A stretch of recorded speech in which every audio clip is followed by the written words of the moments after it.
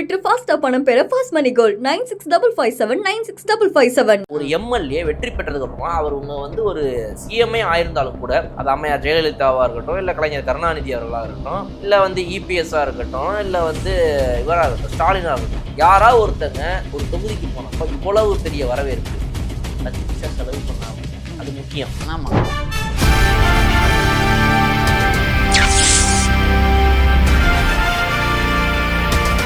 இதெல்லாம் தாண்டி இன்னும் ஒரு விஷயம் கவனிக்கப்பட்டு எல்லாருனாலையும் சொல்லப்பட்டது என்ன அப்படின்னா, அதெல்லாம் நம்ம ஊர் ஆர்டிக்கல்லாம் நம்ம ஊர் நியூஸ் சேனல்ல போட மாட்டாங்களே, ஓகே, நேஷனல்ல போடுறாங்க. என்ன அப்படின்னா வந்து ஒரு இடத்துல கூட பேனர் ஃப்ளெக்ஸ் வைக்கப்படவில்லை.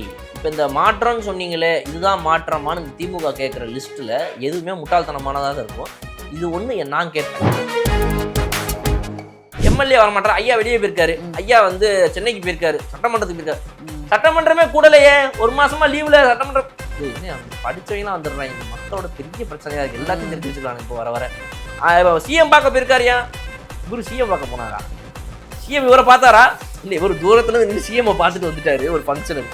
அந்த ரேஞ்சில் வந்து பல எம்எல்ஏக்கள் வந்து ஊரில் இருக்கிற மக்களை ஏமாத்திட்டு அங்கேயே இருக்கிறது கிடையாது. ஸோ அது வந்து கிட்டத்தட்ட எம்எல்ஏ ஆஃபீஸ்களுக்கு கடந்த ஒரு 60 நாட்களாக ஆயுத பூஜை நடந்து கொண்டிருக்கு. வந்து ரீசன்ட் டைம்ஸ் நீயும் நானும் ஒண்ணு, நான் சாக்கடைக்குள்ள இருக்கிறேன், நீ சொல்றல என்னைய சாக்கடைன்னு சொல்றல, சரி நான் சாக்கடனே வச்சுப்போம். இப்போ அந்த ரேஞ்சுக்கு வந்துட்டாங்க. இப்போ ஓகே, நான் ஊழல் பண்ணேன், நான் வந்துட்டு காசு வாங்கினேன், நான் வந்து கெட்டவன் தான். ஆமா, ஆனா நீயும் என்ன போல ஒரு கெட்டவன், அதுதான் இப்போ என்னோட எய்ம் அப்படின்றது இவங்க ஃபிக்ஸ் ஆயிட்டாங்க. ஓகே, என் பேர் எப்படி நாரி போச்சு கெட்டு போச்சு அதை பத்தி எனக்கு எந்த கவலையும் கிடையாது. ஆனா உன் பேரையும் நான் சுத்தப்படுத்துறதுக்கான வேலையெல்லாம் பார்க்க மாட்டோம். நான் திருந்தி ஒன்ன மாதிரி ஆகணும் நான் நினைக்க மாட்டேன். நீ என்ன மாதிரின்ற ஒரு பிம்பத்தை மக்கள்கிட்ட கிரியேட் பண்ணுங்க. நலம் தமிழ்நாடு அப்படின்ற மாதிரி வெப்சைட் கிரியேட் பண்ணியிருக்காங்க. சரி, அரசு மருத்துவமனை சம்பந்தமான எல்லா சர்வீசஸுமே இதில் எடுத்துக்கலாம் அப்படிங்கிற மாதிரி. நலம் தமிழ்நாடு தான் எப்படி டிஎம்கே என்ற ரெஃபரன்ஸா? தமிழ்நாடு நலம்னாலே அது டிஎம்கே தானே, அதுக்கு அப்படி இல்லை, அப்படி இல்லை சார், சுயநலம் மோஸ்ட் ஆயிட்டே புரியுங்க நாளுக்கு மேலே.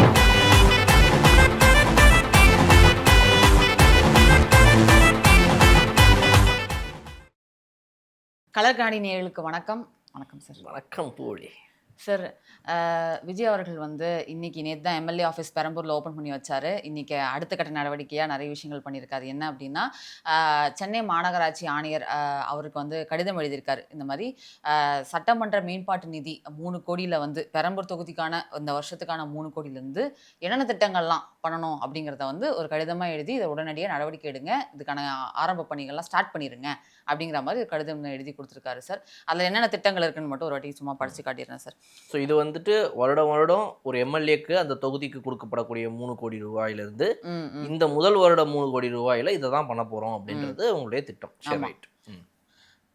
பெரம்பூர் தொகுதியில் பெண்கள் பாதுகாப்புக்காக ஒரு 50 லட்சம் செலவு பண்ணி அங்கே இருக்க நிறைய இம்பார்ட்டன்ட் ஏரியாஸில் வந்து சிசிடிவி கேமராஸ் வித் வைஃபை அந்த மாதிரி ஒரு ப்ரொடக்ஷன் கொடுக்குறாங்க சார். அதுக்கப்புறம் 24/7 வந்து ஒரு 6 பேருந்து நிலையங்கள் இருக்குது, அந்த இடத்துல வந்து 24/7 வந்து பஸ் நிறுத்தணும் அப்படிங்கிற மாதிரி ஒரு விஷயங்களை சொல்லியிருக்காங்க சார். அதுக்கு அந்த நிறுத்தங்களையும் உருவாக்கணும் இல்லையா, ஸோ அதுக்கான இதெல்லாம் ஆரம்பிச்சிருக்காங்க. அப்புறம் மேயர் இப்போ இந்த சிசிடிவி பொறுத்த வரைக்கும் வந்துட்டு நீங்கள் ஓரளவுக்கு இந்த மாதிரி பப்ளிக்கில் ஓரளவுக்கு ஹெச்டியில் நீங்கள் ஒரு கேமரா போய், இப்போ நம்ம ஆஃபீஸுக்கு சிசிடிவிக்காக நம்ம கோட்லாம் வாங்கினதுனால அதை வச்சு நான் சொல்கிறேன். இப்போ நீங்கள் நார்மலாக ஒரு நல்ல கேமரா ஓரளவுக்கு ஹெச்டியில் தெரியணும், மூவ்மெண்ட் என்ன போகிறவங்க வரவங்கலேருந்து ஆரம்பிச்சு நீங்கள் பாஸ் பண்ணிங்கன்னா அவங்க மூஞ்சி தெரியணும், அந்த மாதிரி நல்ல கேம் நீங்கள் போடணும் அப்படின்னா வந்துட்டு ஓரளவுக்கு நல்ல கேம் ஹெச்டி 720னா ஒரு 3500 ரூபா. ஓகே, கொஞ்சம் அதிகமாகவே இருக்கணும் குவாலிட்டினா ஒரு 5000 ரூபாவுக்குலாம் நல்ல கேமராஸ் கிடைக்குது, இந்த மாதிரி சிசிடிவி கேமராஸ். சரிங்களா? இப்போ நீங்கள் இதை கவர்மெண்ட்டு கண்டிப்பாக டெண்டரில் விடும் கவர்மெண்ட்டுக்காக. ஸோ அப்போ அதில் கொஞ்சம் நல்லாவே கோட் பண்ணி பல்க்குங்கிறதுனால கம்மியாக கொடுப்பாங்க. சரி, 5000 ரூபா கேமராவை ஒரு 4000 ரூபாய்க்கு கொடுக்குறாங்கன்னு கூட வச்சுப்போமே. நீங்கள் சொல்கிற பட்ஜெட் அப்படின்றது வந்துட்டு 50 லட்சம் ரூபா. அப்போ 50 லட்சம் ரூபாயில் ஒரு அதுலேருந்து ஒரு 5% வந்து அவங்களுக்கு வந்து சர்வீஸ் சார்ஜ் மாதிரி போய்டும், அவங்க இன்ஸ்டாலேஷன் பண்ணுறதுலேருந்து ஆரம்பிச்சதெல்லாம். பட் மோஸ்ட்டாக இவங்க இதெல்லாம் கவர் பண்ணிட்டாங்க. பட் இருந்தாலும் ஒரு 5% போடுறேன், பிகாஸ் எக்ஸ்ட்ரா கேபிள் இழுக்கணும், அது இது நிறைய செலவுகள்லாம் அதில் வரும். ஸோ அதனால் வந்து வரக்கூடிய டோட்டல் அமௌண்ட் இந்த 50 lakhsல ஒரு 5%, அதாவது வந்து 2.5 லட்சம் ரூபாயை வந்துட்டு நான் இந்த இதுக்காக சர்வீஸ்க்காக விட்டுறோம். ரைட்டுங்களா? மிச்சம் ஒரு 47.5 லட்சம் ரூபா, 47ன்னு வச்சுக்கோங்க. ஸோ 47 lakhs டிவைடட் பை 5000 ரூபா. ஓகே. அப்படி பார்த்தீங்கன்னா கிட்டத்தட்ட 940 கேமராக்கள் அவங்களால போட முடியும். ம். ஸோ 940 கேமராவை நீங்க போடுறீங்க அத அப்படின்னா அந்த கட்டுப்பாட்டு அறை அப்படின்னு ஒண்ணு கிரியேட் பண்றாங்க சார். அதெல்லாம் ரெகுலரைஸ் பண்ணி பார்க்கணும் இல்லையா? அதுக்கான ஒரு இடம் அறையாவும் ஒண்ணு கிரியேட் பண்றாங்க பண்றாங்க. இதுல. ஸோ இந்த ஒரு 50 லட்சம் ரூபாய்க்கு நீங்க வந்து 940ன்றது 900ன்னு வைங்களேன். ம். ஒரு 900 கேமராக்கள் வந்து ஒரு தொகுதிக்குள்ள வருது அப்படின்னா வந்து இது ஒரு பாராட்டத்திற்குரிய விஷயமா இல்லையா அப்படிங்கிறத நம்ம யோசிச்சுக்கணும். மேயர் கிருஷ்ணமூர்த்தி நகர்ல சார் விளையாட்டு வளாகம் வந்து ஒண்ணு அமைக்க போறதாகவும், அதுக்காக ஒரு நிதி ஒதுக்கியிருக்காங்க சார். அதே மாரி அம்பேத்கர் கலைக்கல்லூரியில வந்து 25 லட்சம் செலவுல வந்து விளையாட்டு வசதிகள் அத வந்து மேம்படுத்த போறாங்க. முக்கியமா எப்படின்னா பாஸ்கெட் பால் கோர்ட்டு, அந்த வாலிபால் கோர்ட் அதெல்லாம் ரெடி பண்ண போறதா சொல்லியிருக்காங்க. அதே மாரி திருப்பி ஒரு 25 லட்சத்துல வந்து நூலகம், கல்வி மையம் அதே கல்லூரிக்கு குடுக்கறதா சொல்லியிருக்காங்க சார். ஸோ ஒரு அதே மல்டி ஸ்போர்ட் ஆமா ஃபெசிலிட்டி இருக்கிற ஃபெசிலிட்டி மாதிரி இருக்க ஒரு மாரி இடம். அது இல்லாம கல்வி வளாகம், ஒரு நூல் நிலையம். ரைட். ஒரு காலேஜுக்கு என்னென்னலாம் தேவையோ அதெல்லாம் கிடைக்கிற மாரி. அதே மாரி சத்தியமூர்த்தி நகர்ல வந்து டயாலிசிஸ் அப்படின்றதுக்கான ஒரு தனி பிரிவ வந்து ஒரு 50 லட்ச ரூபாய் செலவுல வந்து பண்ண போறதா அறிவிச்சிருக்காங்க. எருக்கஞ்சேரி நெடுஞ்சாலையில வந்து 25 லட்சம் செலவுல தற்காலிக பணியாளர்களுக்கான ஓய்வறை, அதாவது இப்ப ஃப்ரீலான்ஸா ஒர்க் பண்றாங்க இல்லையா? கான்ட்ராக்ட் கவர்மெண்ட்ல ரோடு ஆமா. ப்ராஜெக்ட் பண்றதுல இருந்து ஆரம்பிச்சு வெளி காமிச்சு மாநிலங்கள்ல வந்து வேலை பார்த்துட்டு இருப்பாங்க. எல்லாருமே ரெஸ்ட் எடுத்துக்கிற மாரி ஒரு அ ஓய்வறைய வந்து கிரியேட் பண்ண போறாங்க. அதுக்கு வந்து 25 லட்சம் சார். அதுக்கு அடுத்து அங்க ரேஷன் ஷாப் இதுக்கான கொள்முதலா ஒரு 50 லட்சம் செலவு பண்றாங்க அப்படிங்கிற மாரி இந்த 7 திட்டங்கள வந்து பெரம்பூர் தொகுதிக்காக இந்த வருஷத்துக்கான ஒரு திட்டங்களா முதல்வர் அவர்கள் வந்து எம்எல்ஏ ஆன உடனே சென்னை கார்ப்பரேஷனுக்கு வந்து லெட்டர் போட்டிருக்காரு. இதெல்லாம் பண்ணுங்க சீக்கிரமா அப்படிங்கிற மாரி சொல்லியிருக்காரு சார்.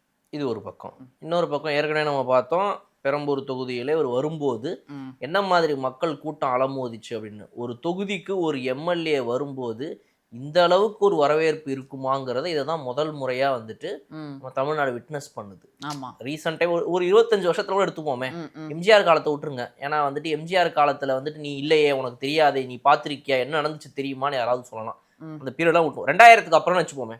கடந்த 25 26 வருடங்கள்ல ஒரு எம்எல்ஏ வெற்றி பெற்றதுக்கு அப்புறமா அவங்க வந்து ஒரு சிஎம்ஏ ஆயிருந்தாலும் கூட அது அம்மையார் ஜெயலலிதாவா இருக்கட்டும், இல்ல கலைஞர் கருணாநிதி அவர்களாக இருக்கட்டும், இல்ல வந்து இபிஎஸ்ஸா இருக்கட்டும், இல்ல வந்து இவராகட்டும், ஸ்டாலினா இருக்கட்டும், யாராவது ஒருத்தங்க ஒரு தொகுதிக்கு போனப்ப இவ்வளவு பெரிய வரவேற்பு 10 பைசா செலவு பண்ணாம, அது ம். முக்கியம். ஆமா. இவங்க அரசு பேருந்திலே டெர்ம்ஸ் அண்ட் கண்டிஷன்ஸ் மாரி அத ஆமா, சொல்லிடணும். டேர்ம்ஸ் அண்ட் கண்டிஷன்ஸ் இதை போட்டுருணும். அரசு பேருந்திலே கூட்டு வந்து இறக்குவாங்க. அதாவது எனக்கு வந்து இருக்கிறதுலே ரெண்டுமே ஒரே இடத்துல எனக்கு தோன்றது எங்க அப்படின்னா, இந்த திமுக ஊபிக்களை பார்க்கும்போது. Okay sir. அதாவது வந்து இந்த முன்னாடிலாம் வந்து இந்த கூட்டங்களுக்கு போற ஊபிக்களை பார்த்தா வந்துட்டு ஆ. யாரவங்க வாழ்க்கையை தொலைச்சிட்டு ம். அந்த 200 ரூபாய்க்கும் அந்த குவார்ட்டருக்கும் கோழி பிரியாணிக்கும் வந்து இப்படி சுத்திக்கு இருக்காங்களே யாராங்கிற மாதிரி இருக்கும். ம். இப்போ அந்த 200 ரூபாயும் வாங்காம இருக்கிற ஒரு ஊப்பிங்க இருக்குங்க. ஆமா. இன்டெலெக்சுவல் இடியட்ஸுங்க. ம். இந்த ஆன்லைன்ல உட்காந்துக்கிட்டு வாங்கி பேசுறது, சன் டிவியில சன் நியூஸ்ல எதனா ஒன்று போட்டானுங்கன்னா அந்த நியூஸ் கார்டை ரீபோஸ்ட் பண்றது, நானும் அரசியல் பேசுறேன் அப்படின்னு சொல்லிட்டு சொல்லிட்டு பின்னாடி போயிட்டு ஒரு 10 நிமிஷம் கொஞ்சம் டைம் ஸ்பெண்ட் பண்ணி அதை ரிசர்ச்சும் பண்றது கிடையாது. உனக்கும் தெரியாது, தெரியாதவங்க போட்டானுங்கன்னா அதையும் கண்டுபிடிக்காம அப்படியே எடுத்து ரீபோஸ்ட் பண்ணுவேன். சும்மா ஏதாவது ஒரு அவதூறு பரப்பணுமா ம். சிஎம் விஜய் அவர்களை பத்தி, ரைட், ஓகே. எங்ககிட்ட இருக்கக்கூடிய இந்த டிஎம்கே ஜேர்னலிஸ்ட்டுங்கள்லேருந்து ஜென்சி டிஎம்கேலேருந்து ம். யார் எந்த கருமத்தை ஷேர் பண்ணாலும் அதை எடுத்து நான் ரீபோஸ்ட் பண்ணிடுவேன். ம். அதை கொஞ்சம் கூட வந்துட்டு அதோடைய உண்மைத்தன்மையை நான் செக் பண்ண மாட்டேன்னு இருக்கிற இவங்கெல்லாம் பார்த்தா செம்ம சிரிப்பாகுது. ம். அவங்கள பார்த்தா கோபமும் வருது. ஓகே. இந்த அடுத்த சமுதாயத்தையும் இப்படி கெடுத்து வச்சிருக்கீங்களா திமுக, இவங்களை இப்படி ஆக்கி வச்சிருக்கீங்களா, இந்த திமுக மேலேயும் கோவம் வருது, இவனுங்க மேலேயும் கோவம் வருது. சில நேரங்களில் பார்த்தா எனக்கு வந்து சிரிக்கவும் தோணுது. பரவாயில்ல, இவ்வளவு ஒரு முட்டாளுங்க அந்த கூட்டத்தில் இன்னும் இருந்துருக்கானுங்க அப்படின்னு நகைச்சுவையாக எடுத்துக்க தோணுது. தெரியல. பட் ஸோ இவங்கெல்லாம் இப்படி பேசிட்டு இருக்கும்போது ஒரு கூட்டத்தை அவ்வளவு வந்து ஒருங்கிணைத்து அந்த கூட்டத்தை வந்து ரொம்ப ப்ராப்பராக ஹேண்டிலும் பண்ணாங்க. போலீஸாக இருக்கட்டும், இல்லை கட்சியினராக இருக்கட்டும், ரொம்ப அற்புதமாக. மக்கள் இருந்ததை விட அங்கே போலீஸ் ப்ரொடெக்ஷன் தான் ரொம்ப ஜாஸ்தியாக அவ்வளோ அதிகம். ரைட்டா? ஸோ அந்த அளவுக்கு வந்து அவ்வளோ மக்கள் கூட்டம் அலமோதிச்சு இன்னைக்கு. அதில் ஒவ்வொரு வீடுகளில் மேலே மாடியில் இருந்து ஆரம்பிச்சு எல்லாருக்கும் இவர் வந்து கை காட்டிட்டு போனதுலேருந்து இந்த பெரம்பூர் தொகுதி விசிட்டுங்கிறது ஒரு மாதிரி போச்சு. இப்போ இன்னுமே அவங்க கதறிக்கிட்டு இருக்காங்க. அவங்களுடைய முன்னாள் அமைச்சர்கள்லேருந்து ஆரம்பிச்சு எல்லாரும் பேசி முடிச்சாங்க. அப்புறம் ஜென்சி டிஎம்கே ஆரம்பிச்சது. இன்னைக்கு இந்த வாரம் ஃபுல்லாக இந்த ஜேர்னலிஸ்ட்டுங்கன்ற பேரில், நடுநிலையாளர்கள்ன்ற பேரில் ஊடகவியலாளர்கள், என்னென்ன வியலாளர்களாக வந்துக்கிட்டு இந்த இதில் இருக்காங்களோ அவங்கெல்லாம் வந்து மனசாட்சி இல்லாமல் ஒரு கட்சிக்காக வந்து வேலை பார்த்துட்டு இருப்பாங்க பாருங்க. அந்த மாதிரி டிஎம்கேக்காக வேலை பார்க்குற அந்த ஜேர்னலிஸ்ட்டுங்க இவங்க எல்லாம் சேர்ந்து கதறது என்னன்னா வந்து அவர் இப்படி பேசினாரு பாருங்க, அப்படி பேசினாரு பாருங்க. அவங்களுக்கு முன்னாள் முதல்வர் என்னெல்லாம் பேசியிருக்காருன்னு ஆன்லைன்ல போட்டு காட்டிட்டாங்க ஆல்ரெடி இந்த 2 நாள்ல. பதில் இல்லை. இதெல்லாம் தாண்டி இன்னும் ஒரு விஷயம் கவனிக்கப்பட்டு எல்லாருனாலையும் சொல்லப்பட்டது என்ன அப்படின்னா, அதெல்லாம் நம்ம ஊர் ஆர்டிக்கல்லாம் நம்ம ஊர் நியூஸ் சேனல்ல போட மாட்டானுங்களே. ஓகே. நேஷனல்ல போடுறானுங்க. என்ன அப்படின்னா வந்து, ஒரு இடத்துல கூட பேனர், ஃப்ளெக்ஸ் வைக்கப்படவில்லை. ஆமா. இதை நம்மளுடைய நியூஸ் சேனல்லாம் உட்காந்து ஒரு டிபேட்டா பேசும்போது ஒரு அரை மணி நேரத்துல ஒரு தடவை கூட ஒரு 10 நிமிஷமாவது ஒதுக்கி இந்த மாதிரி எங்கேயுமே பேனர் ஃப்ளெக்ஸ் எல்லாம் வைக்கவே இல்லையா? கொடி எப்பயுமே வந்து நம்ம பாத்துருப்போம், டிஎம்கே கொடி பறந்துகிட்டே இருக்கும் நடுவுல, அதுவும் மீடியம்ல ஓரத்துல வந்து ரோட்ல ட்ரில் வச்சு அந்த கொடியை நட்டு இருப்பாங்க. இப்படிலாம் ஏதோ கம்மம் கட்டி அதுல கட்டினா கூட அவர் எந்த ரூட்ல எல்லாம் வராரோ போறாரோ. தாவேக்காவே இதை பண்ணிருக்கு இதுக்கு முன்னாடி. விஜய் அவர்கள் வந்துட்டு ஒரு தொகுதிக்கு விசிட் போறாரு அப்படின்னா அந்த தொகுதியில வந்துட்டு ஒரு பேனர் 4 விஷயத்த வைப்பாங்க. பட் ஆனா போலீஸ் கிட்ட பெர்மிஷன் வாங்கி அலோவ் பண்ண இடத்துல வச்சுக்கிட்டு இருப்பாங்க. அதை மீறி ரீசெண்ட் டைம்ஸ்ல அவங்க கட்சி மீது வைக்கப்படக்கூடிய விஷயம் அறப்போர் இயக்கமே ஷேர் பண்ணது என்ன அப்படின்னா, சோழிங்கநல்லூர் எம்எல்ஏ திரு ஈசிஆர் சரவணன் அவர்கள் வந்துட்டு அவங்களுடைய கட்சியினரை கொஞ்சமாவது கட்டுப்படுத்தணும், அவருடைய தொண்டர்களை கட்டுப்படுத்தியே ஆகணும் அப்படின்னு சொல்லிட்டு. ஏன்னா நானுமே இந்த தொகுதியில பார்த்துருக்கிறேன், நிறைய போஸ்டர்ஸ் இருக்குது, நிறைய இந்த பேனரோட போஸ்டர்ஸ் தான் அதிகம், செவுத்துல ஓட்டுற போஸ்டர். ஒரு பக்கம் தாவேக்க அரசு வந்து போஸ்டர்கள் வந்து இருக்கக்கூடாதுன்னு போஸ்டர் கலாச்சாரத்தை கோயம்புத்தூர்ல வந்துட்டு பணியாளர்களை வச்சு மாவட்ட ஆட்சியர் வச்சு சொன்னாரு, அதை ஆணையிட்டாரு. அவங்க போய் வந்து அந்த 4-3 லேயர்ல இருந்த போஸ்டர்ஸ் எல்லாமே வந்து எடுத்தாங்க, சுரண்டி அவ்வளவு வேலைகள் பண்ணதை பார்த்தோம். பட் இன்னுமே வந்துட்டு தாவேக்க மாற்று அரசியல்னு உள்ள வந்திருக்கிறாங்க. இப்போ இந்த மாற்றம்னு சொன்னீங்களே, இதுதான் மாற்றமானு இந்த திமுக கேட்குற லிஸ்ட்டில் எதுவுமே முட்டாள்தனமானதாக இருக்கும். இது ஒன்று நான் கேட்பேன், மாற்றம்னு சொல்லி வந்த தாவேக்க அரசு இதெல்லாம் தேவை அவசியமே கிடையாது.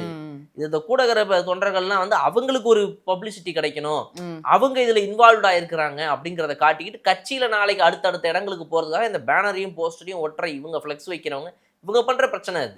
அந்த மேல இருக்கிறவங்க மினிஸ்டர்களோ ஈசிஆர் சரவணன் அவர்களோ இதோடைய எதிர்பார்ப்பு அவங்களுக்கு என்ன இருக்க போகுது இல்லையா? அவங்க அந்த போக வேண்டிய இடத்துக்கு போய் சேர்ந்துட்டாங்க. இப்ப இவங்களுக்கு போய் அதை போய் பண்றதுக்காக இவங்க அவங்க கிட்ட ஏதாவது ஒரு இது கிடைச்சிடாத ஆதாயம் கிடைச்சிடாத சுத்தி இருக்கிறவங்க பண்ற வேலை தான் இது. ஸோ அதை அவங்க குறைச்சிக்கிட்டே ஆகணும். அந்த வகையில தான் சொல்லப்படுது. பட் ஆனால் நீங்க இன்னைக்கு பார்த்தீங்கன்னா முதல்வர் அவர்களோட தொகுதியில ஸ்ட்ரிக்டா சொல்லியிருக்காருன்னு நினைக்கிறேன், ஒரு இடத்துல கூட போஸ்டர் கிடையாது. இது நேஷனல் மீடியா கவர் பண்ணி பேசியிருக்குது. ஆமா ரைட்டுங்களா? அங்கே ஜேர்னலிஸ்ட் சொல்றாரு, இங்க பாருங்க இந்த பாலத்துக்கு அந்த பக்கம் தான் வந்துட்டு ஃபங்க்ஷன் நடக்குது, இந்த பாலத்துக்கு இந்த பக்கம் நீங்க பாருங்க சுத்தமா எதுவுமே இங்க இல்லை, அங்கேயும் அதே மாதிரி தான் இருக்கு, நான் தூரமா வந்து பேசிக்கிட்டு இருக்கிறேன். இந்த ஹோல் கான்ஸ்டியூன்சில எங்கேயுமே இவருடைய வருகைக்காக பேனரு போஸ்டருங்கிறதெல்லாம் இல்லை அப்படின்னு நம்மளுடைய சேனல்ல இருந்துமே ஷூட்டுக்கு அங்கே போயிட்டு வந்திருக்காரு. அவர்கிட்டையும் நான் விசாரிச்சேன், என்னங்க அந்த மாதிரிலாம் இருந்துச்சு அப்படின்னா, இல்லை நான் பார்த்த வரைக்கும் எங்கேயுமே அந்த மாதிரிலாம் நல்ல படலை அப்படின்ட்டு. ஸோ இது ஒரு நல்ல வரவேற்பு, ஒரு மாற்றத்திற்கான ஒரு நல்ல முன்னேற்றமாக பார்க்கலாம். சூப்பர். அதையும் மீறி கூட்டங்கள் வந்து சேர்ந்துருக்குது, ஆர்கனைஸ்டு அப்படின்றத நம்ம வந்து கண்டிப்பாக ட்விட்டரில் வந்து சில விஷயங்கள் பேசுகிறாங்க சார். என்ன அப்படின்னா, முதலமைச்சர் அவர்கள் வந்து அவரோட ஆஃபீஸை வந்து ஓப்பன் பண்ணி வைக்கிறாரு அப்படின்றத பார்க்குறோம். இதுக்கு முன்னாடி நிறைய தொகுதியில் டிவிக்கே வின் பண்ணியிருப்பாங்க, அந்த சட்டமன்ற ஆஃபீஸஸ்லாம் வந்து தொகுதி எம்எல்ஏ ஆஃபீஸ்லாம் போய் ஓப்பன் பண்ணுறதை பார்த்துருப்போம். அந்த கமெண்ட் செக்ஷனில் என்ன சொல்கிறாங்கன்னா, என்னவோ இவங்க தான் புதுசாக ஆட்சிக்கு வந்த மாதிரி போய் ரிப்பனை கட் பண்ணி அதை புதுசாக ஓப்பன் பண்ணி வைக்கிறாங்க, இதுக்கு முன்னாடி எம்எல்ஏ ஆஃபீஸ்லாம் இல்லவே இல்லையா, ஏதோ இவங்க தான் கட்டி திருப்பியும் போகிற மாதிரி பண்ணுறாங்க அப்படிங்கிற மாதிரி சொன்னாங்க. இப்போது வந்து பெரம்பூர் ஆஃபீஸை நேற்று ஓப்பன் பண்ணி வச்சாரு இல்லையா விஜய் அவர்கள், அதுக்கு முன்னாடி ஆஃபீஸ் எப்படி இருந்ததுன்னு பிஃபோர் ஃபோட்டோ சர்க்குலேட் ஆயிடுச்சு, அதில் எப்படி இருந்திருக்கும் அப்படின்றதெல்லாம் பார்க்க முடிஞ்சிச்சு. அது அதாவது அபண்டன்ட் பில்டிங் மாதிரி இருந்துச்சு, அதை ரெனோவேட் பண்ணி இப்போ தான் ஏதோ மாற்றம் கொண்டு வரணும் தொகுதிக்கு அப்படின்ற ஒரு சாம்பிள் மாதிரி அந்த ஆஃபீஸை வந்து ரெனோவேட் பண்ணாங்க அப்படின்னு பார்க்கலாம். இதே மாதிரி தான் எல்லா இடத்துலையும் இருந்திருக்கு, டி நகராக இருக்கட்டும், சைதாப்பேட்டையா இருக்கட்டும், இந்த மாதிரி நிறைய இடங்களை வந்து முன்னாடி வேற மாதிரி இருந்துச்சு, இப்போ நிறைய பெயிண்ட்லாம் புதுசாக போட்டு எல்லாம் பண்ணி மாற்றிருக்காங்க. நிறைய பேர் கேட்டிருந்தாங்க, இதுக்கு முன்னாடி ஆஃபீஸ் இல்லையா அவங்களுக்கு எம்எல்ஏஸ்க்கு, இப்போ ஏதோ இவங்க பண்ணுறாங்க புதுசாக அப்படின்னா, ரெனோவேட் பண்ணியிருக்காங்க. அந்த யாருமே போகாத ஆஃபீஸ் மாதிரியும் யாருமே போகாத பில்டிங் மாதிரி அபண்டண்டாக இருந்த விஷயத்த இப்போ அவங்க ரெனோவேட் பண்ணி மாற்றிருக்காங்க அப்படிங்கிறத நம்ம இதை எப்படி பார்க்கலாம்னு நான் சொல்கிறேன் உங்களுக்கு. இப்போ அரசாங்கம் வந்துட்டு ஒரு எம்எல்ஏ ஆஃபீஸ் அப்படிங்கிறது வந்து ரொம்ப சாதாரணமாக நார்மலாக எல்லா கவர்மெண்ட் ஆஃபீஸுங்களை கட்டுற மாதிரி சும்மா பேசிக்காக ஒரு சின்ன ஒரு இடம் அவ்வளோதான். பார்த்தீங்க அப்படின்னா இந்த ரூம் சைஸுக்கு ஒரு இடம்னு வச்சுக்கோங்களேன், இவ்வளோதான் எம்எல்ஏ ஆஃபீஸ். பல தொகுதிகளில் பல எம்எல்ஏக்களுக்கு கொடுக்கப்பட்டிருக்குது. ஸ்டார் தொகுதிகளில் கொஞ்சம் பெரிய சைஸில் கொடுக்குறாங்க, அவ்வளோதான் வித்தியாசமே தவிர நிறைய தொகுதிகளில் ரொம்ப சின்னதாக ஒரு அறை ஒன்று இருக்கும், அதில் வந்து உட்கார ஒரு சேர் போட்டு என்ன வாயா உட்காரு வா, ஊர்ல ரேஷன் ஷாப்லாம் இருக்குல்ல அந்த சைஸ்ல போட்டு விட்டு என்ன வந்தா பேசினா வச்சு போயிட்டு கிளம்பிட போறது இவங்க இப்படிதான் வச்சிருக்காங்க. இதுக்கான காரணமும் என்ன அப்படின்றதையும் நம்ம யோசிக்கணும். ஏன்னா இந்த எம்எல்ஏக்கள் யாருக்குமே வந்துட்டு அங்க போய் உட்காந்து வேலை செய்யறதுக்கான விஷயம் கிடையாது. அவங்க சின்னதா கொடுக்குறாங்க, இங்க போய் உட்காந்து என்னையா பண்றதுன்னு இவங்க யோசிச்சாங்க அப்படின்னு அவங்க சொல்லுவாங்க. அவங்க என்ன சொல்லுவாங்க, இல்ல எம்எல்ஏ ஆஃபீஸை வந்துட்டு இவங்க யாரும் பயன்படுத்திக்கிறதே இல்லைங்கிறது எங்களுக்கும் தெரியும். ஒரு அரசு கட்டி கொடுக்கும்போது அது எதுக்கு தேடாம கட்டி கொடுக்கணும்? நம்ம ஆளுங்க எப்படியே அங்கே போறதில்ல. இந்த திமுக அதிமுக ஆட்சியில தானே இதெல்லாம் பண்றது. என்னையா நம்ம ஆளுங்க எப்படி போய் அந்த எம்எல்ஏ ஆஃபீஸில் உட்காந்துட்டு போறாங்க, அங்கே உட்காந்துக்கிட்டு எல்லாத்தையும் பண்ணிருக்கணும். தேவையில்லாம காசு அங்கே செலவு பண்ண தேவையில்ல, சும்மா ஒரு கருமையும் கட்டி விட்டுட்டு நம்ம ஆளுங்க போயிட்டு என்ன ஆயா என்ன அப்படி இப்படின்னு பேசி. ஏன்னா வந்துட்டு இப்போ நீங்கள் எம்எல்ஏ அப்படின்னா வந்துட்டு அமௌண்ட் அடிக்கிறதுலேருந்து ஆரம்பிச்சு வேலை வாங்குறதுலேருந்து ஒரு கான்ட்ராக்ட்லேருந்து கையில் பின்னாடி பிளாக்ல வாங்குறதுலேருந்து உங்களுக்கு பல விஷயங்கள் ஒரு வேலை இருக்கும். மக்கள் பணிங்கிறத தாண்டி இந்த பணிகள் ரொம்ப நிறைய இருக்குது. இதெல்லாம் நீங்கள் ஆஃபீஸில் உட்காந்து பண்ணிட்டு இருக்க முடியாது. அதுக்கு உங்களுக்கு தனிப்பட்ட இடங்கள் இருக்குது. அப்போ நீங்கள் மக்கள் பணி எவ்வளோ பண்ணுறீங்க, மக்களுடைய கோரிக்கைகளை கேட்கறது வரைக்கும் ஒரு மக்கள் வந்து எம்எல்ஏ ஆஃபீஸுக்கு வாப்பா கோரிக்கை மனுவை கொடுக்கலாம் அப்படின்னு சொல்லிட்டு வராங்க அப்படின்னா அங்கே நீங்கள் இருக்கணும். இருந்துட்டீங்க அப்படின்னா மனுவை வாங்கிடணும். மனுவை வாங்கிட்டீங்கன்னா அந்த விஷயத்தை செய்யலைன்னா நாளைக்கு கேள்வி கேட்பாங்க. போனா தானே பிரச்சனை. கண்டிப்பா கண்டிப்பா. அப்புறம் போகாமே இருந்துட்டோம்னா அப்படின்ற மாதிரி எம்எல்ஏ ஆஃபீஸுங்கிறது வந்து மாசத்துக்கு ஒரு முறை திறந்து சுத்தம் பண்ணிட்டு க்ளோஸ் பண்ணிட்டு வர்றது. எம்எல்ஏ வர மாட்டாரு, ஐயா வெளியே போயிருக்காரு, ஐயா வந்து சென்னைக்கு போயிருக்காரு, சட்டமன்றத்துக்கு போயிருக்காரு. சட்டமன்றமே கூடலையே, ஒரு மாசமா லீவ்ல சட்டமன்றம். என்ன அவங்க படிச்சவங்களாம் வந்துடுறாங்க. இந்த மக்களோட பெரிய பிரச்சனையா இருக்கு. எல்லாத்தையும் தெரிஞ்சு வச்சுக்கலாம். இப்போ வர வர சிஎம் பார்க்க போயிருக்காருயா, இவரு சிஎம் பார்க்க போனாரா? சிஎம் இவரை பார்த்தாரா? இல்ல இவர் தூரத்துல நின்று சிஎம் பார்த்துட்டு வந்துட்டாரு ஒரு ஃபங்க்ஷன். அந்த ரேஞ்சில் வந்து பல எம்எல்ஏக்கள் வந்து ஊரில் இருக்கிற மக்களை ஏமாத்திட்டு அங்கேயே இருக்கிறது கிடையாது. அந்த 5 வருஷம் அப்படியே காணாமல் போயிருது எங்கேயாதுன்ற மாதிரிலாம் பல எம்எல்ஏக்களுடைய ஆஃபீஸ் அப்படி தான் இயங்கியிருக்கு. அதனால் இவங்களுக்கு அந்த எம்எல்ஏ ஆஃபீஸ் தேவைப்படலை. இதுதான் உண்மையாக நடந்தது. அப்போ யூஸே பண்ணாத எம்எல்ஏ ஆஃபீஸை இன்னைக்கு இவங்க சொகுசாக எப்படி தேவைப்படும்னு அவங்க எதிர்பார்ப்பாங்க. தேவைப்படாத அப்படியே விட்டுட்டாங்க. இன்னைக்கு இந்த எம்எல்ஏ ஆஃபீஸுக்கு போய் அங்கே உட்காந்து வேலை பார்க்கணும்னு நினைக்கிறவங்க ஆஃபீஸை ஒழுங்குபடுத்தணும் அப்படின்னு நினைக்கிறாங்க. ஸோ அது வந்து கிட்டத்தட்ட எம்எல்ஏ ஆஃபீஸுகளுக்கு கடந்த ஒரு 60 நாட்களாக ஆயுத பூஜை நடந்து கொண்டிருக்கிறது தமிழகத்தில். நிறைய பேர்லாம் வந்து நார்த் இந்தியன்லேருந்து ஆரம்பிச்சு சென்னையை விட்டு வெளியவே இருக்கிறவங்க, தமிழ்நாட்டில் இல்லாமல் வெளிநாட்டில் இருக்கிறவங்கலாம் மெசேஜ் போடுறாங்க நீங்கள் சொல்கிற மாதிரி கமெண்ட்ஸில். ஏங்க அப்போ இதுக்கு முன்னாடி நிஜமாக தமிழ்நாட்டில் வந்து எம்எல்ஏ ஆஃபீஸ்லாம் எங்கே தான் இருந்துச்சு, என்னதான் ஆச்சு எனக்கு புரியலையே. பழைய எம்எல்ஏ ஆஃபீஸ் மோசமாக இருக்குதுன்ட்டு இவங்க புதுசாக வேற ஒரு இடத்துல எம்எல்ஏ ஆஃபீஸ் கட்டுறாங்களா, இல்லை பழசை வந்து ரெனோவேட் பண்ணுறாங்களா, இல்ல இதுக்கு முன்னால எம்எல்ஏ ஆஃபீஸே அந்த தொகுதியில கிடையாதா, என்னங்க நடந்துச்சு தன்னால அப்படின்னு மக்கள் கேட்கறாங்க. டி நகர்ல வந்து ஷாப்பிங் ஏரியாஸ் இருக்குல்ல சார், அங்க வந்து டி நகரோட எம்எல்ஏ ஆஃபீஸ் எங்க அப்படின்னு கேட்டா வெளியில இருந்து வரவங்களுக்கு தெரியாது இல்லையா. ஆனா ரொம்ப நாளா டி நகர் பஸ் ஸ்டாண்டுக்கு பக்கத்துலேயே தான் அந்த எம்எல்ஏ ஆஃபீஸ் இருக்குன்னு நிறைய பேருக்கு இங்க தெரிய கிடையாது. விஷயானந்த் அவர்கள் வந்து ஓப்பன் பண்ணி வைக்கும் போது தான் எங்க இங்கே அங்க இருக்கு எம்எல்ஏ ஆஃபீஸ், என்னங்க அது அப்படின்ற மாதிரி அங்க இருக்கவங்களே நிறைய பேர். டி நகரில் இருக்கிறவங்கலேருந்து ஆரம்பிச்சு எல்லா ஏரியாவில் இருக்கிற மக்களுக்கும் தெரியும் எப்படி இந்த எம்எல்ஏவை நேரில் பார்த்தாலும் 10 பைசா பிரயோஜனம் கிடையாது. ஊரில் இருக்கிற ரொம்ப தூரத்தில் இருக்கிற அந்த ஊர் மக்கள் தான் வந்துட்டு இந்த எம்எல்ஏ மேலே இன்னுமே ஒரு நம்பிக்கையை வச்சு ஐயாவை பார்த்து சொல்லிட்டு வருவோம் வாங்க அப்படின்னு. ஐயாவை நேராகவும் பார்க்க முடியாது, கவுன்சிலர் பார்க்கணும். நீங்கள் கவுன்சிலர் வந்து என்ன என்னைய பார்க்க அப்படி நேராக எம்எல்ஏட்ட போயிட்டா வேலையெல்லாம் நடந்துருமா உனக்கு அப்படின்னு இந்த அம்மாக்களை போட்டு அடிக்கிறது, திட்டுறது.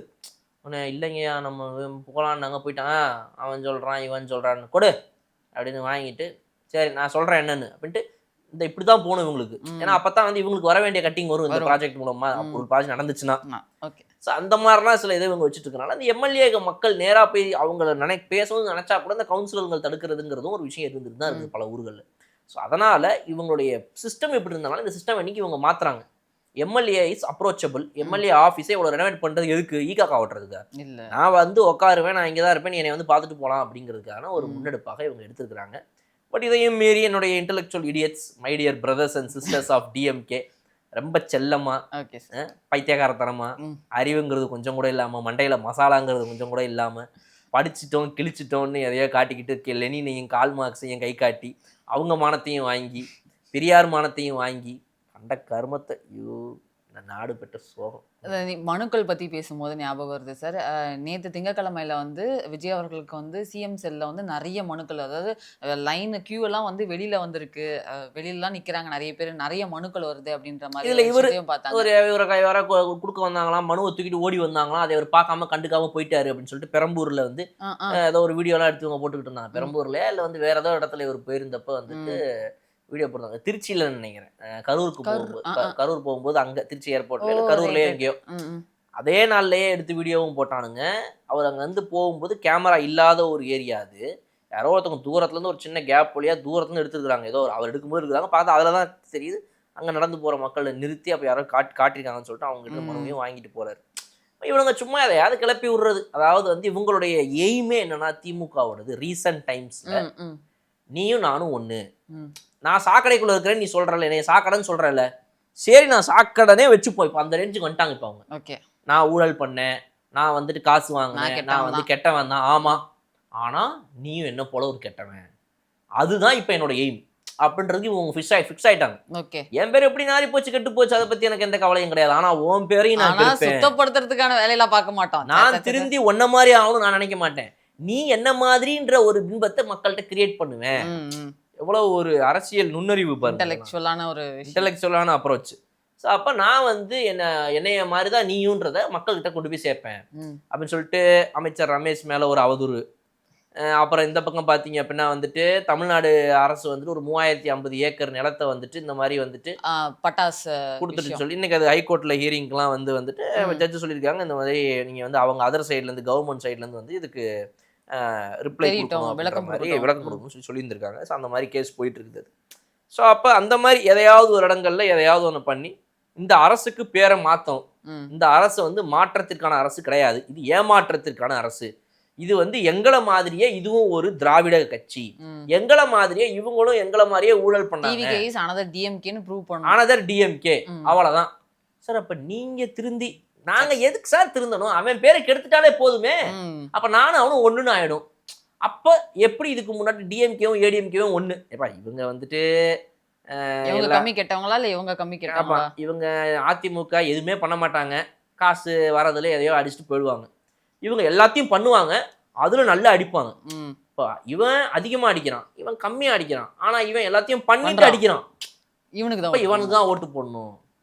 இதுதான் நிறைய பேர் நீங்க கேட்டீங்கன்னா அப்படிதான் சொல்லுவாங்க. நம்ம டேடிஸ் ஏஜ்ல இருக்கிற நிறைய பேர் கேட்டீங்கன்னா ஏன்ப்பா டிஎம்கேனா, திமுக காலத்துல நீ பார்த்தனா எல்லாமே நடக்கும்டா, அதிமுக காலத்துல எதுவுமே நடக்காது, ஒரு இம்ப்ரூவ்மெண்டே இருக்காது, சிட்டி பார்த்தா அப்படியே இருக்கும். கரப்ஷன் அவ்வளவு நார்மலைஸ் பண்ணி வச்சிருப்பாங்க சார் அவங்க. யாருதாமா காசு வாங்கல எந்த நாட்டுல இல்ல சொல்ல முடியுது உங்களால? Corruption is a concept of the etymological the nature of the calamity of the earthquake அப்படின்னு சொல்லி எங்கேயோ என்னவோ பேசிட்டு போனுங்க.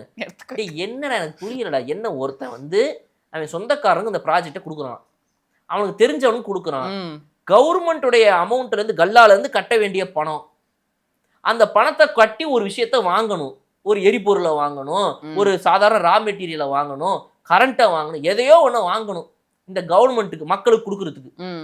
அவனே 10 ரூபாய்க்கு கொடுக்குறேன்னு சொன்னாலும் அதை 15 ரூபாய்க்கு நான் உனக்கு வாங்கிக்கிறேன்டா ஒன்றது அப்படின்னு எக்ஸ்ட்ரா 5 ரூபாயை கட்டி அதை பில்டா கொடுக்காம அன்பில்டா அங்கே கொடுத்து பில்டா வேற அமௌண்ட்டை காட்டி மேல் காட்டி கீழ்காட்டி அதுலேருந்து அதை அடித்து ஆட்டையை போட்டு அதிகார துஷ்பிரயோகத்தோடைய உச்சகட்டத்துக்கு இருந்துட்டு கேட்டா எல்லாம் பண்ணிடுவாங்க. எந்த நாட்டுல இல்ல ஏன்னா இது என்ன அப்படியே தீர்க்க முடியாத டிசீஸா? கேன்சருக்கே மருந்து இருக்குன்றாங்க. அதான் சரி, இதுக்கு மட்டும் மருந்தே இல்லைன்றானுங்க. நீங்க சொல்றத எக்ஸாக்டா சொல்லுவாங்க, அதெல்லாம் மாத்த முடியாதுமா, யார் என்ன நினைச்சாலும் பண்ண முடியாதுமா, அதெல்லாம் சொல்ல முடியும், செய்ய முடியாது. யோசிங்க பூவழி. அதாவது இப்ப வந்து நம்ம இப்படியே பேசுவோம், இவனுங்க தான் இருக்கிறதுலே இந்த நாட்டுடைய மிக மோசமான கிருமிங்க. இவனுங்களை என்ன மருந்தடிச்சு என்ன பண்ணலாம் நானும் யோசிச்சுக்கிறேன் ரொம்ப நாளா. ஆனா அவங்க தான் ரொம்ப பிராக்டிகலா யோசிக்கிற மாதிரி, இன்டெலெக்சுவலா பிஹேவ் பண்ற மாதிரியே ஒரு பிம்பத்தை கொடுப்பாங்க. நமக்கே ஒரு 5 நிமிஷத்துல நாம தப்பா யோசிக்கிறோம், பைத்தியம் வைக்கிறவானுங்க. 10 நிமிஷத்துல கூட உட்காந்து பேசணும், பைத்தியம் வைக்கிறவானுங்க நம்மள. அந்த மாதிரி வந்து இந்த நாட்டுடைய நாச கிருமிகள் வந்து இந்த திமுகவை சப்போர்ட் பண்ற அந்த 1 கோடி பேர், அவங்கள மட்டும் எதனா ஒன்று பண்ணிட்டோம்னா எல்லா பிரச்சனையும் தீர்ந்து போயிடும், ஒண்ணுமே இருக்காது. சிஎம் செல் பத்தி பேசணும்ல சார், அதுல ஒரு விஷயம் மட்டும் குறிப்பா சொல்லுவோம். எனக்கு தெரிஞ்சவங்க ஒருத்தவங்க வந்து அவங்க வீட்டுல கரண்ட் இல்லை அப்படிங்கிறதுக்காக சென்னையில கால் பண்ணி பேசியிருக்காங்க. இந்த மாதிரி சிஎம் செல்ல வந்து சொல்லியிருக்காங்க, திருப்பி கால் பண்ணியும் பேசியிருக்காங்க. தலைமைச் செயலகத்திலிருந்து நேரா அந்த என்ன ஏரியால இருக்காங்களோ அந்த ஏஇக்கு வந்து கால் வந்திருக்கு, அசிஸ்டன்ட் இன்ஜினியருக்கு கால் வந்திருக்கு. இந்த மாதிரி என்னப்பா இந்த மாதிரி பிரச்சனையாமே அப்படின்னு சொல்லிட்டு ஆக்சுவலி பயங்கரமா திட்டிருக்காங்க, செம்ம திட்டிருக்காங்க. உடனே அவர் வந்து இந்த வீட்டில் தான் இந்த இதுதான்ட்டு இவங்க நம்பர் கொடுத்துட்டு இருக்காங்க, கம்ப்ளைண்ட் பண்ணாங்க நம்பர் கொடுத்துருக்காங்க. உடனே ஒரு சார் ப்ளீஸ் சார் கம்ப்ளைண்ட்லாம் பண்ணாதீங்க சார், என்ன வேணுமோ நாங்கள் பண்ணி கொடுத்துறோம் சார், நீங்கள் திருப்பி போய் கம்ப்ளைண்ட்லாம் பண்ணிடாதீங்க, பயங்கரமாக திட்டுறாங்க சார் பிடிச்சி அப்படின்னு சொல்லிட்டு அவர் பயங்கரமாக கெஞ்ச ஆரம்பிச்சிட்டாராம். இப்போ சாட்டர்டே நடந்துச்சு அப்படின்னா சண்டே ஒரு வாட்டி கால் பண்ணுறாராம், மண்டே ஒரு வாட்டி கால் பண்ணி ஓகேவா எல்லாம் ஓகேவான்னு ஒரு 3 நாள் வரைக்கும் கேட்டதா சொன்னாங்க. இது வந்து சிஎம் செல்ல வந்து கம்ப்ளைண்ட் போட்டிங்கன்னா அதோடைய நடவடிக்கை வேகமாக இருக்குங்கிறது வந்து ஒரு நல்ல விஷயம். இது வந்து திமுக ஆட்சி காலத்துலயுமே ஆக்சுவலா இருந்துச்சு. நீங்க அப்பவுமே நீங்க சிஎம் செல் பாத்தீங்கன்னா ஜெயலலிதாவுடைய பீரியட்லயுமே பாத்தீங்க அப்படின்னா இந்த சிஎம் செல் அப்படின்றது ஒன்று வந்த டைம்ல இருந்து ஓரளவுக்கு அதோடைய எஃபெக்ட் வந்து கொஞ்சம் பெட்டரா தான் இருக்கும். நீங்க நார்மலா கூப்பிட்டு சொன்னீங்க அப்படின்னா பண்ண மாட்டாங்க. நீங்க சிஎம் செல்ல நீங்க மெயில் போட்டீங்க அப்படின்னா என் ஃப்ரெண்ட் ஒருத்தர் சொல்லுவாரு, நீ ஏதாவது ஒரு பிரச்சனைக்காவது உன் ஏரியால இருக்கிற தண்ணி தேங்கி நிக்குது, ஒரு இடம் அந்த பிளாட்ல இருந்து தண்ணி வெளியே போகவே முடியல, உன் வீட்டுக்கு பக்கத்து இடம் மழை பெஞ்சதுக்கு அப்புறம் ஜனவரி மாதம், பிப்ரவரி மாதம், மார்ச் மாதம் வெயில் வர வரைக்கும் அந்த தண்ணி அப்படியே அந்த பிளாட்டுக்குள்ளே போகிறதுக்கு வழி இல்லாமல் தேங்கி நிற்கிது.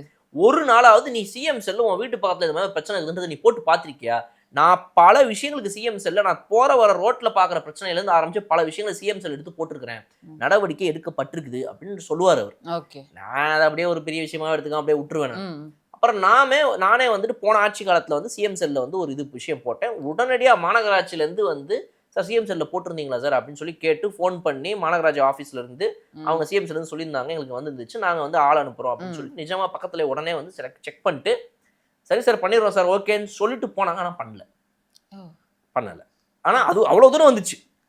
அதாவது வந்து பார்க்காதவங்க வந்து பார்த்தாங்க, ஓகே ஓகே சொன்னாங்க, பார்த்துட்டோம் அப்படின்ற மாதிரி வந்து பார்த்துட்டு கிளம்பிட்டாங்க, சொன்ன வேலையை செய்யலை. ஓகே, அது அது வரைக்கும். பட் அது வரைக்கும் அது ஓரளவுக்கு இருந்துச்சு. பட் சில பேர்லாம் வந்து சொன்னதே நடக்குது, நம்ம பிரச்சனையை தீர்த்து கொடுக்குறாங்கன்ற மாதிரி சிஎம் செல்ன்றது ஒரு ப்ராப்பர் ஆக்டிவான ஒரு விஷயமா தான் வந்துட்டு அம்மையார் காலத்துல இருந்தே இருந்துருக்குது.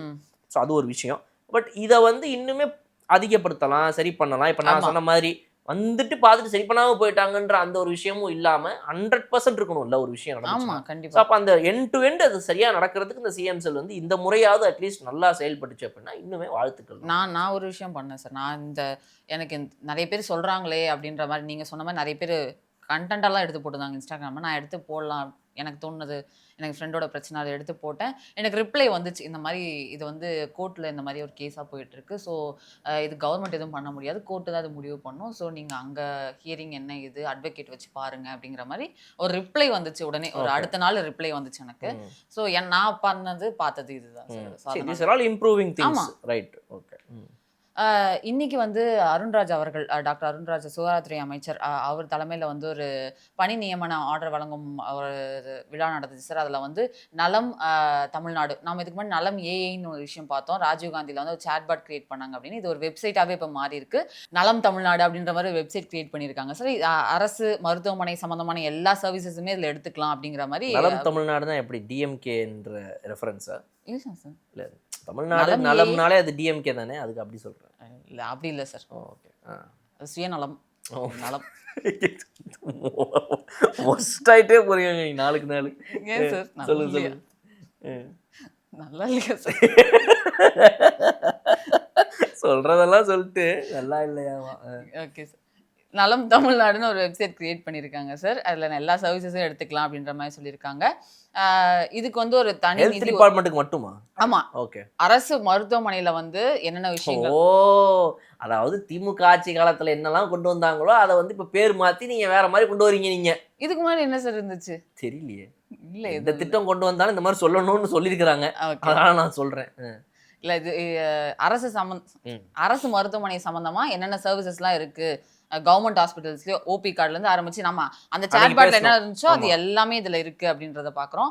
இன்னொன்னு அடிஷனலா என்ன அப்படின்னா 751 அசிஸ்டன்ட் மெடிக்கல் ஆஃபீஸர்ஸ், அது மட்டும் இல்லாம 1393 ஹெல்த் இன்ஸ்பெக்டர்ஸ் எல்லாத்தையுமே அப்பாயிண்ட் பண்ணி அவங்களுக்கு பணி நியமன ஆர்டர்லாம் கொடுத்தாங்க.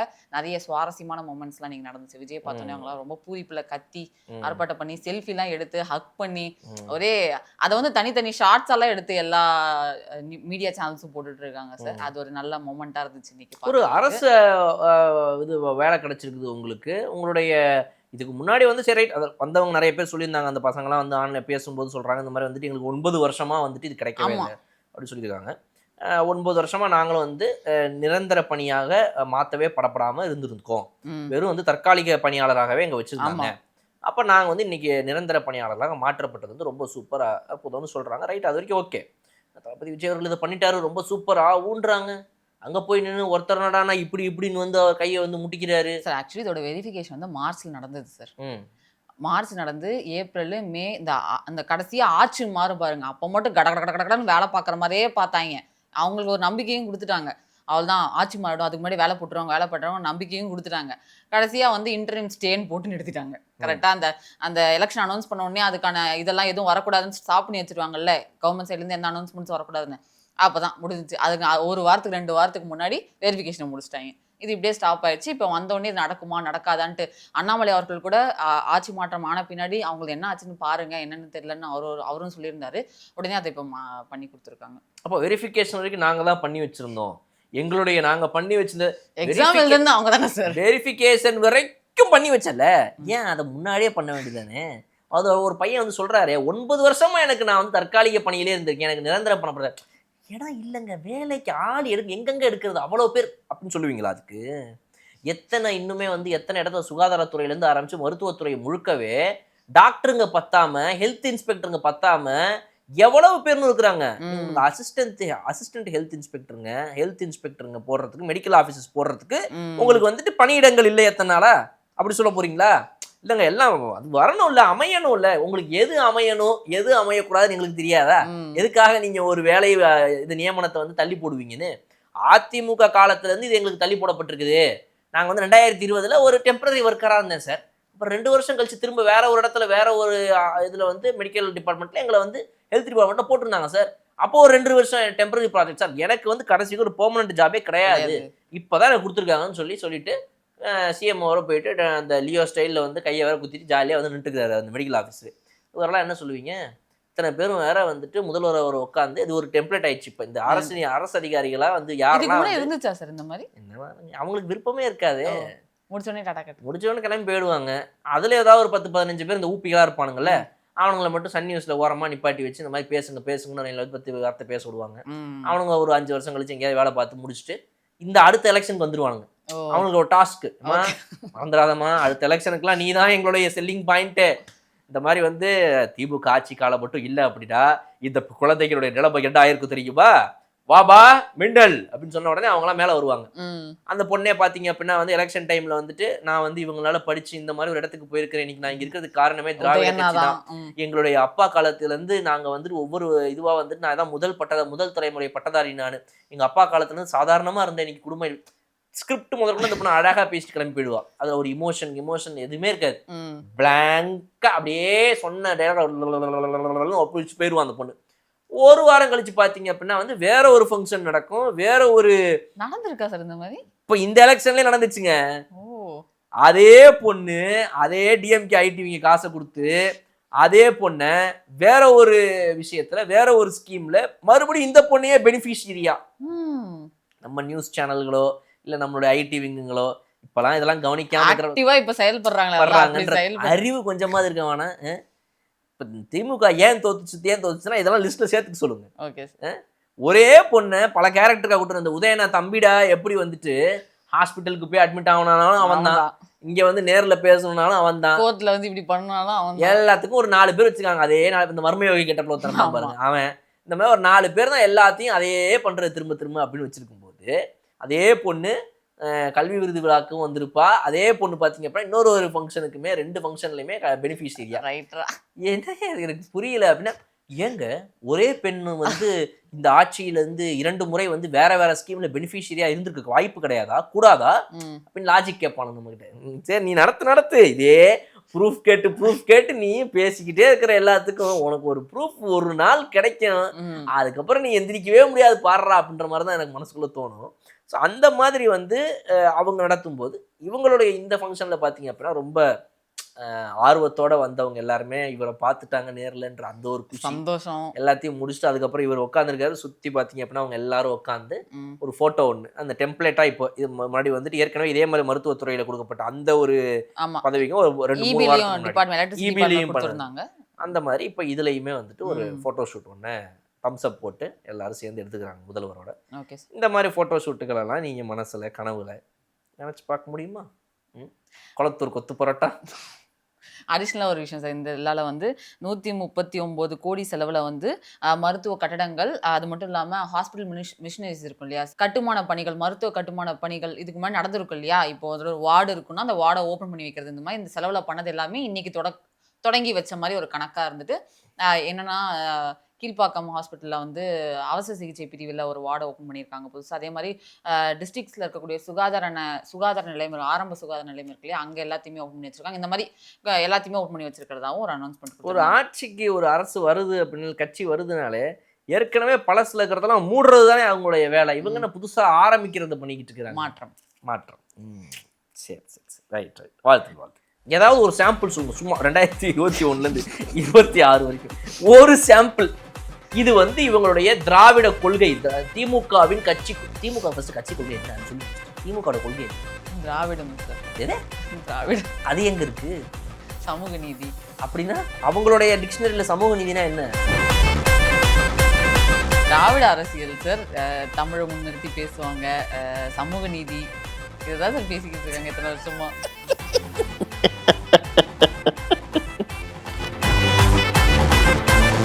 பக்கத்து ஸ்டேட்டுக்கு போனேன், கேரளாவுக்கு போனேன் ட்ரிப்பு. அப்போ சரி ஓகே, கேரளா கலை நமக்கு ரொம்ப க்ளோஸ், அவங்கள்ட்ட கேட்போம். ஓகே. அப்புறம் திராவிடியன்னா என்ன ப்ரோ? ஓ தெரியாதா உங்களுக்கு? உங்களுக்கு தெரியுமோ? செம்ம ப்ரோ, அது ஏன் ப்ரோ கேட்குறீங்க நீங்கள் அப்படின்னு ஆரம்பிங்க. நானும் சரி அவருக்கு ஏதோ ரொம்ப தெரிஞ்சிருக்கு போல இருக்குது, நம்ம தான் தப்பாக நினச்சிருக்கோம், எல்லா ஸ்டேட்டுக்குமே இந்த திராவிடியன் தெரிஞ்சிருக்கு போல. அவரு ஓ இன்னும் அவர் அவுட்டே ஆக முடியாது ப்ரோ. தங்கம் விற்று ஃபாஸ்டா பணம் பெற ஃபாஸ்ட் மணி கோல்ட் 9655796557.